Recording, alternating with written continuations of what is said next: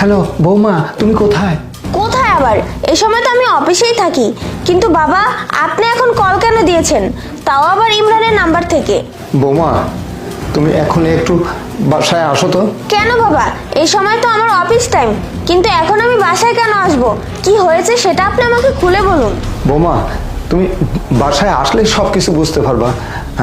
আমি এই মুহূর্তে কিছু বলতে পারছি না, তুমি আসো, তাড়াতাড়ি আসো।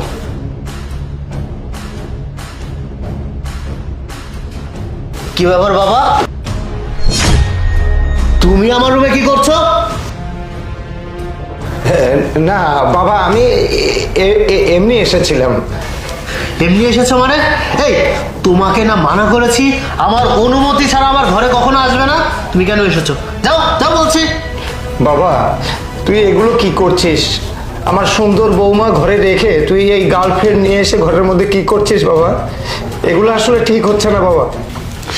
লাস্ট ওয়ার্নিং দিচ্ছি বাবা তোমাকে। শোনো, আমার কোনো ব্যাপারে তুমি নাক গলাবে না। আমার যেটা মন চায় আমি সেটা করব। আরে বৌমা আছে বলে কি আমি কোনো আমার গার্লফ্রেন্ডে আসতে পারবো না? শোনো, একটাও কোনো কথা বলবে না। আর তোমার বৌমা যদি বিষয়টা জানতে পারে তাহলে কিন্তু তোমার খবর আছে। এখন বেরো বেরো আমার ঘরের থেকে। যত সব ফালতু। বেবি, ঘুমের মুডটাই নষ্ট করে দিয়েছে, হঠাৎ ঘরের ভিতর চলে এসেছে। তুমি কোনো চিন্তা করো না, আমার বউ তো এখন অফিসে, আর অনেক সময় ধরে আমরা সময় কাটাতে পারবো। আসো তো, শুয়ে পড়ো।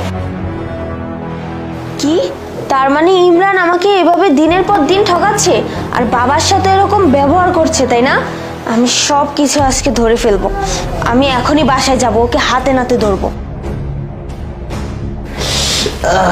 বেবি, ঘুমটা কিন্তু দারুণ হয়েছে, আর যা কিছু হয়েছে সব কিছুই দারুণ ছিল। এই যে মাঝখানে একটু বাবা আসছে তো, এই জন্য একটু সমস্যা হয়ে গেছে। এখন তো আরো কাছে আসতে হবে, তাই না? আসো। বাহ বাহ বাহ, খুব সুন্দর দৃশ্য।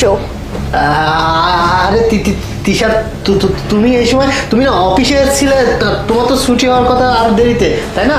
কেন, আমি এসে কি খুব ডিস্টার্ব করে ফেলেছি তোমাদেরকে? তোমার সাথে এই মেয়েটাকে? ওই যে ইনি তো ওই যে পাশের বাসার ভাবি, তোমার কাছে এসেছিল। পাশের বাসার ভাবি, তাই না? বাবা, বাবা!